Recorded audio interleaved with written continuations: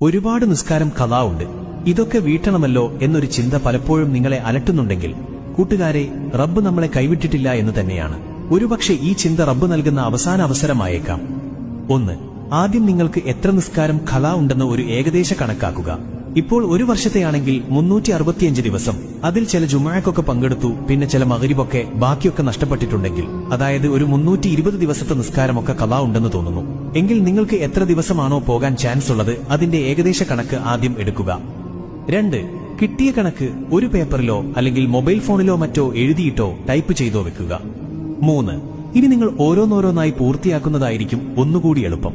അതുകൊണ്ട് തന്നെ ഇപ്പോൾ ളുഹ്റാണ് എടുത്തതെങ്കിൽ സാധാരണ ളുഹ്ർ നിസ്കാരത്തിന് മുൻപ് ഒരു ഖളാ നിസ്കരിക്കുക, ളുഹ്ർ നിസ്കാര ശേഷം ഒന്നും, പിന്നെ അസറിന് മുൻപ് ഒരു ളുഹ്ർ ശേഷവും, അതുപോലെ മഗ്രിബിക്ക് മുൻപ് ഒരു ളുഹ്ർ ശേഷം ഒരു ളുഹ്ർ, ഇങ്ങനെ ബാക്കി ഇശാക്കും സുബഹിക്കൊക്കെ ചെയ്യുക. ഒരൊറ്റ ദിവസം കൊണ്ട് 10 ളുഹ്ർ നമ്മൾ വീട്ടി. ഇങ്ങനൊരു 30 ദിവസം ചെയ്താൽ 10 ഗുണം 30 സമം 300 ദിവസത്തെ ളുഹ്ർ ഒരു മാസം കൊണ്ട് വീട്ടി. ഇങ്ങനെ മറ്റു നിസ്കാരങ്ങളും നമുക്ക് പെട്ടെന്ന് തന്നെ വീട്ടാം. 4. പിന്നെ ജുമുഅ പോലെയുള്ള ദിവസങ്ങളിൽ കുറച്ചു നേരത്തെ പള്ളിയിൽ പോയി പറ്റുന്ന അത്ര വീട്ടാം. 5.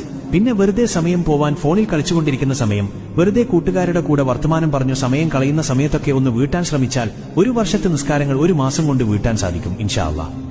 6.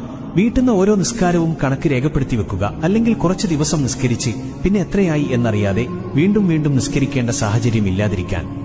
നാളെ മഹ്ശറയിൽ ആദ്യം ചോദ്യം ചെയ്യപ്പെടുക നിസ്കാരത്തെക്കുറിച്ചാണ്. അത് ഓക്കെ ആണെങ്കിൽ ബാക്കിയുള്ളവ എളുപ്പമായിരിക്കും, അല്ലെങ്കിൽ പിന്നെയെല്ലാം പ്രയാസം തന്നെ. റബ്ബ് കാക്കുമാറാകട്ടെ. നിസ്കാരം ഒഴിവാക്കി നടക്കുന്നവൻ പട്ടി, നായ എന്നിവയേക്കാൾ മോശമാണെന്നാണ്. ഒരൊറ്റ അസർ ഒഴിവാക്കിയാൽ 40,000 വർഷം നരകത്തിൽ കിടക്കുമെന്നാണ്. റബ്ബ് കാക്കുമാറാകട്ടെ.